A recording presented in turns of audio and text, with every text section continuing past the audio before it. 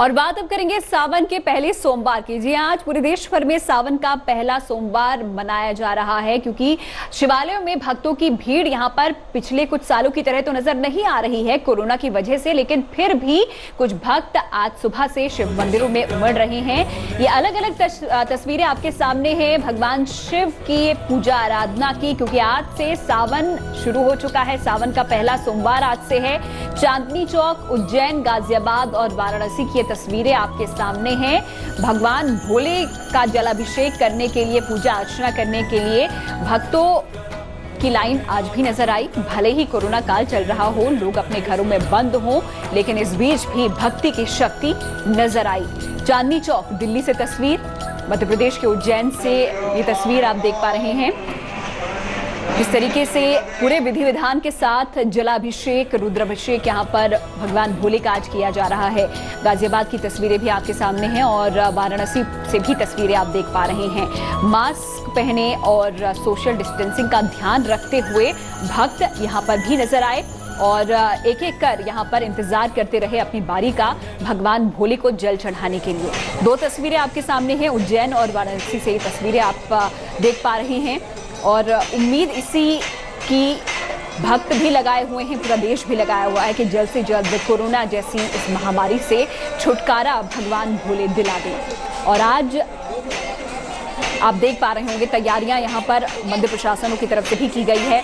अलग अलग जगह की तस्वीरें हम आपको दिखा रहे हैं, फिर चाहे वो भक्त हो, पंडित हो या पुलिस प्रशासन हो, हर कोई यहाँ पर एहतियात बरतता हुआ नजर आया है, क्योंकि कोरोना काल इस वक्त चल रहा है। कोरोना जैसी महामारी पूरे देश में, पूरी दुनिया में फैली हुई है। ऐसे में खुद को बचाने के लिए यहाँ पर मास्क पहनना जरूरी है। तो तस्वीरें आपने देखी, अलग अलग जगहों से तस्वीरें हमने आप तक पहुंचाई और आगे भी पहुंचाएंगे। किस तरीके से सावन के पहले सोमवार में यहां पर भक्तों की जो तादाद है वो मंदिरों में नजर आ रही है। इस दौरान बता दें कि हमारे साथ हमारे खास मेहमान पंडित शैलेंद्र पांडे जी भी जुड़े हुए हैं स्टूडियो में। उनसे जानेंगे सावन के पहले सोमवार पर किस तरीके से पूजा अर्चना करनी चाहिए, वो भी ऐसे वक्त पर जब कई सारे लोग ऐसे हैं पंडित जी जो कि बाहर नहीं निकल सकते हैं, मंदिरों में नहीं जा सकते हैं। तो ऐसे में सावन के इस पहले सोमवार पर किस तरीके से भगवान शिव की पूजा अर्चना वो कर सकते हैं? देखिए रेखा, एक तो सावन का महीना अपने आप में बड़ा महत्वपूर्ण महीना है। भगवान शिव इस महीने के अधिपति माने जाते हैं और ऐसा माना जाता है कि सावन में भगवान शिव की पूजा करने से, भगवान शिव की उपासना करने से आप अपने जीवन की हर मुश्किल को दूर कर सकते हैं। शर्त यह है कि आपकी जो भावना है वो तपस्या की तरह होनी चाहिए। अगर आप सावन में तपस्या करते हैं, तप में रहते हैं, तो इसके परिणाम आपके लिए बेहद अच्छे होंगे। अब जैसा कि रेखा जी ने कहा कि देखिए सोशल डिस्टेंसिंग का मामला है, कोरोना काल है, तो लोगों के मन में थोड़ा भय भी है कि मंदिर जाएं या ना जाएं, भीड़ में जाएं या ना जाएं। ऐसी दशा में जिन लोगों के घर में शिवलिंग है वो अपने घर में शिवलिंग पर भी जल अर्पित कर सकते हैं, उसमें कहीं कोई दिक्कत नहीं है। आपके घर में पारद शिवलिंग है, नर्मदेश्वर है या कोई सामान्य शिवलिंग है, आप उस पर भी जल अर्पित करके भगवान शिव से अपनी कामना के लिए याचना कर सकते हैं। दूसरी जो अहम बात आपको समझनी है वो ये है कि अगर शिवलिंग भी नहीं है तो आप बाएं हाथ के लेफ्ट हैंड के अंगूठे को, इसको भी शिवलिंग मान करके इसकी भी पूजा कर सकते हैं। ऐसा हमारे शास्त्र कहते हैं कि आप अंगूठे को भी शिवलिंग मान करके, अपने लेफ्ट हैंड के अंगूठे को स्नान करके पूजा स्थान पे बैठें, अपने लेफ्ट हैंड के अंगूठे को निकालें और ये भाव लें कि इसके अंदर शिवलिंग की ऊर्जा है। इसके बाद इस पर जल, बेलपत्र, तुलसी का पत्ता तो खैर नहीं चढ़ा सकते, लेकिन जल, बेलपत्र, चंदन, सुगंध जो भी अर्पित करना है आप अर्पित करके लाभ उठा सकते हैं। यानी अगर आप मंदिर नहीं जा सकते तो आप घर में रहकर भी भगवान शिव को जल अर्पित करके उनकी पूजा उपासना कर सकते हैं। वैसे तो सावन का हर दिन अपने आप में अहम है, लेकिन सावन का हर सोमवार अपने आप में ज़्यादा महत्वपूर्ण होता है। तो सावन के हर सोमवार पर अगर शिव जी का जलाभिषेक किया जाए, तपस्या की जाए, प्रार्थना की जाए, तो निश्चित रूप से भगवान शिव की कृपा प्राप्त होगी। बिल्कुल, और जैसा कि हम बता भी रहे हैं पंडित जी, यहाँ पर आपने भी बताया कि शिवलिंग अगर घर में नहीं है तो आप अपने अंगूठे को भी शिवलिंग मानकर पूजा कर सकते हैं। लेकिन शिवलिंग के बारे में एक चीज ये भी कही जाती है कि घर में शिवलिंग नहीं रखना चाहिए, तो इसके पीछे की थोड़ी कहानी जानना चाहेंगे। क्यों ऐसा कहा जाता है? पुराणों में कहा गया है कि शिवलिंग को घर में नहीं रखना चाहिए, या फिर अगर किसी के घर में मूर्ति है शिव पार्वती की तो उसकी भी क्या पूजा की जा सकती है? देखिए रेखा, दोनों में बड़ा फर्क है। शिवलिंग में और शिव पार्वती की मूर्ति में थोड़ा अंतर है। शिव पार्वती जी की जो मूर्ति है वो साकार मूर्ति है, वो साकार भगवान हैं शिव और पार्वती। उनकी पूजा भी आप कर सकते हैं, लेकिन उस मूर्ति पर जल नहीं चढ़ा सकते। शिव पार्वती की सामान्य पूजा आप उनकी मूर्ति के माध्यम से कर सकते हैं, उसमें कोई दिक्कत नहीं है, लेकिन उस पर जल अर्पित नहीं कर सकते, पहली बात। दूसरी बात यह है कि जो शिवलिंग है वो शिव है, और शिवलिंग के किनारे जो वेदी बनी होती है वो पार्वती है। यानी शिव पार्वती शिवलिंग में भी हैं, लेकिन उसे निराकार माना जाता है, उसे साकार नहीं माना जाता। इसलिए आप जब जल अर्पित करते हैं तो दरअसल आप निराकार ब्रह्म की उपासना करते हैं। ये बहुत बड़ा फर्क है। दूसरी बात, जैसा कि रेखा ने पूछा, बहुत अहम बात है कि लोग ये मानते हैं, लोग ये कहते हैं कि घर में शिवलिंग नहीं रखना चाहिए। ऐसा कुछ नहीं है।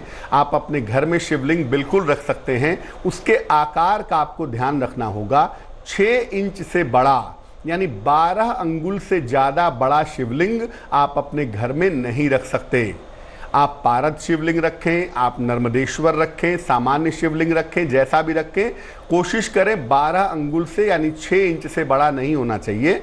और जो शिवलिंग की वेदी है चारों तरफ, उसके आगे जो उसका मुंह निकला हुआ होता है, उसकी दिशा होगी उत्तर दिशा, यानी उत्तर दिशा की तरफ मुख करके आप शिवलिंग को अपने घर में रख सकते हैं।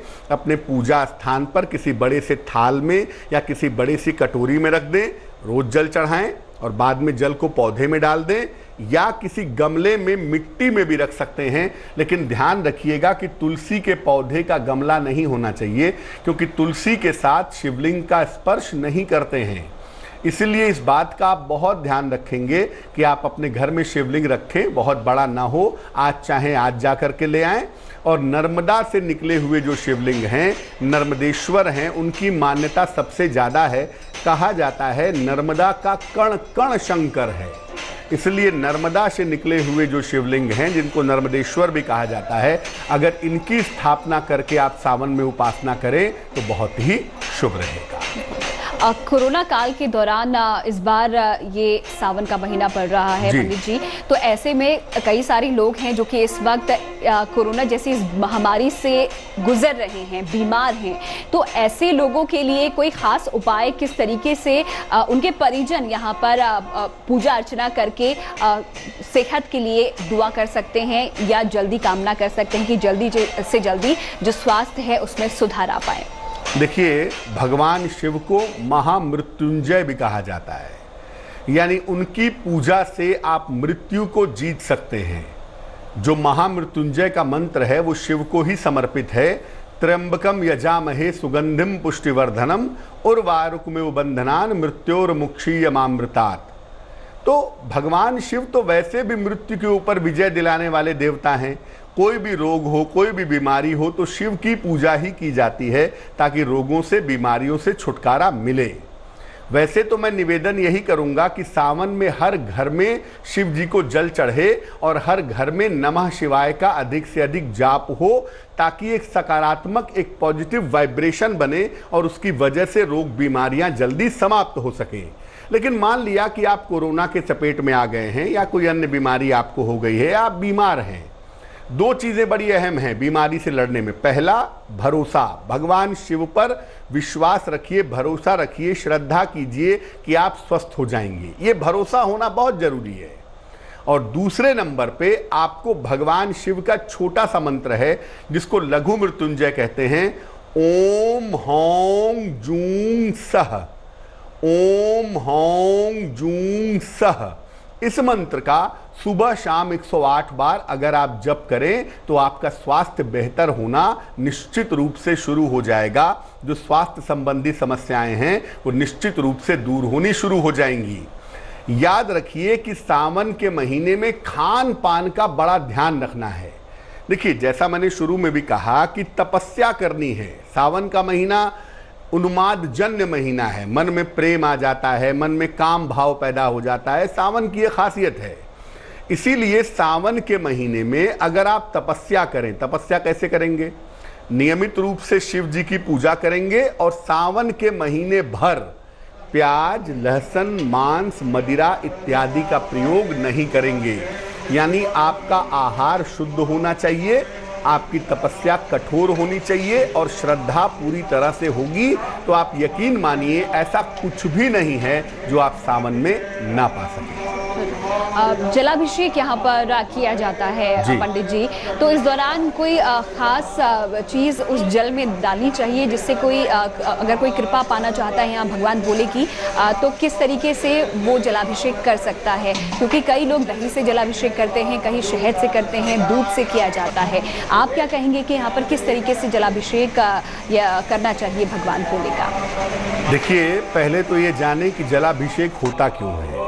जो भारतवर्ष के मुख्य ज्योतिर्लिंग हैं, अगर आप देखें 12 ज्योतिर्लिंग हैं, और जो ये 12 ज्योतिर्लिंगों की स्थापना की गई है वो उन जगहों पर है जहां पर ऊर्जा के केंद्र ज़्यादा हैं। आज का विज्ञान कहता है कि वहां पर परमाणु ऊर्जा होने की संभावना है, यानी न्यूक्लियर पावर वहां हो सकती है, और ऐसी ही जगहों पर शिवलिंग की स्थापना की गई है। तो वहां पर निरंतर जल अर्पित करने से वो जगह ठंडी बनी रहती है और ऊर्जा वहां पर मेंटेन रहती है। एक कारण तो ये है। सामान्य रूप से ये माना जाता है कि सावन में भगवान शिव ने विष पान किया था, विष पिया था, और शरीर में बड़ी गर्मी, बड़ी ऊर्जा पैदा हुई थी। तो भक्तों ने उस गर्मी को शांत करने के लिए शिव जी को जल चढ़ाया था, और इसी प्रक्रिया के दौरान भारतवर्ष में, पूरी दुनिया में जगह जगह शिव जी को जल चढ़ाया जाता है। जैसा कि रेखा जी ने कहा कि अलग अलग चीज़ें लोग शिवलिंग पर अर्पित करते हैं। देखिए, जैसी मनोकामना होती है वैसी चीज़ें शिवलिंग पर अर्पित की जाती हैं। सामान्य रूप से जल और बेलपत्र अर्पित किया जाता है, और इसके अलावा दूध से, दही से, शहद से, शक्कर से, घी से भी रुद्राभिषेक किया जाता है। आयु की रक्षा करने के लिए दूध से अभिषेक होता है, धन प्राप्त करने के लिए शहद से अभिषेक होता है, संतान प्राप्त करने के लिए घी से अभिषेक होता है, और मारण प्रयोग जो लोग शैव तंत्र का जानते हैं वो सरसों के तेल से अभिषेक करते हैं। हालांकि मैं ऐसी कोई सलाह नहीं दूंगा, लेकिन अलग अलग चीज़ों से आप रुद्राभिषेक करते हैं ताकि उसके प्रभाव अलग अलग तरीके से आपको प्राप्त हो सके, अलग अलग तरीके से उसका फल आपको मिल सके। ऐसे वक्त में जब कोरोना काल यहाँ पर चल रहा है, कई सारे लोग हैं जो कि घरों में इस वक्त बैठे हुए हैं, घर से काम कर रहे हैं, और कईयों की नौकरी इस दौरान चली गई है। तो ऐसे में क्या उपाय उनके लिए है, बताएंगे एक छोटे से ब्रेक के बाद। पंडित शैलेंद्र पाली जी हमारे साथ बने हुए हैं, और आप भी बने रहिए हमारे साथ, देखते रहिए तेज। लेटेस्ट खबरों के लिए यूं ही देखते रहिए तेज, और इस वीडियो के पसंद आने पर लाइक, शेयर एंड सब्सक्राइब करना ना भूलें।